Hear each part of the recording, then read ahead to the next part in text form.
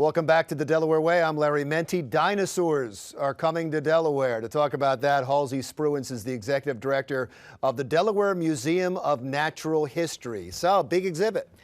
Pleasure to be here. Thank you. Yes, big exhibit here right now. Tiny Titans, dinosaurs and their babies. It's on view until the beginning of the new year, 2016. Does Delaware have any history with dinosaurs? Delaware was actually underwater for all that during that time, but a lot of things actually flushed down the Delaware River, so we have deposited materials and a lot of fish dinosaur fossils have been found. Oh, that's fascinating. So I'm going to go to this exhibit. What will I see? I think honestly, it's one of the best exhibits we've ever had. It's chock full of information for adults, kids, and even down to infants, not infants, but small children.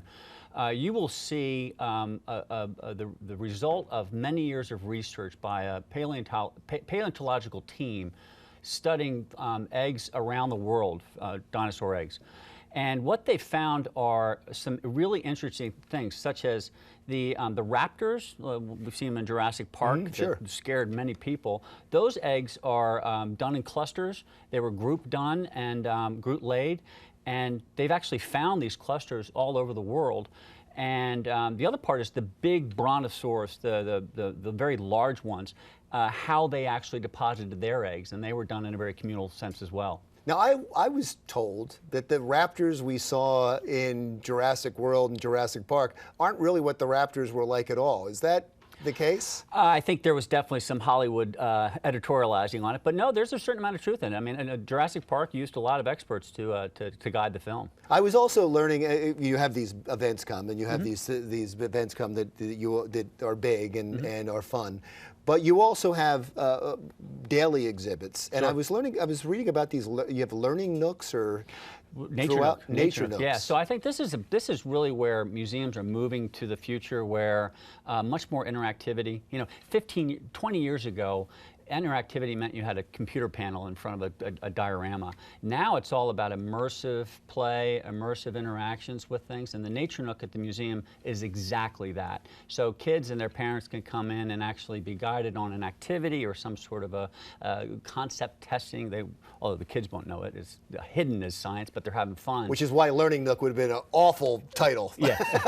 Yeah. They don't want to go near something that's called a Learning Nook, exactly. But they learn by accident. Yeah. That's the most, honestly, one of the most popular parts of the museum on a daily basis, aside from the traveling exhibits that we have coming in. Because it's hands-on. Yes, it's almost like a Montessori way of learning. You know, you get to be part of it, and you learn despite yourself sometimes. Without question. No, you hit the nail on the head. So give the details, how you can get tickets, where it is, when the exhibit runs through. Yeah, Museum of Natural History is www.delmnh.org.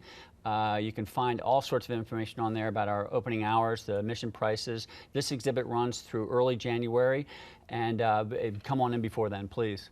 Yeah, no, I would think that this is one of the best exhibits you've had in some time, only because of the dinosaurs and the fact that The Lost World just went out of the theaters. Yeah, sure, without question. And I'll bring one more thing. I worked at National Geographic about 15 years ago, and during that time, we actually published the work of these paleontologists.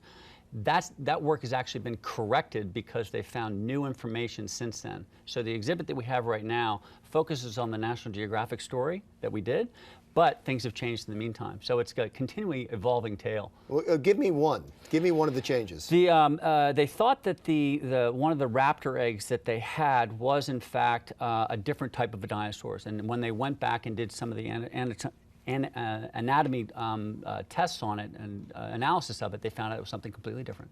Oh, that's fascinating. Yeah. We'll have to go. Larry, pleasure. Thank you so much.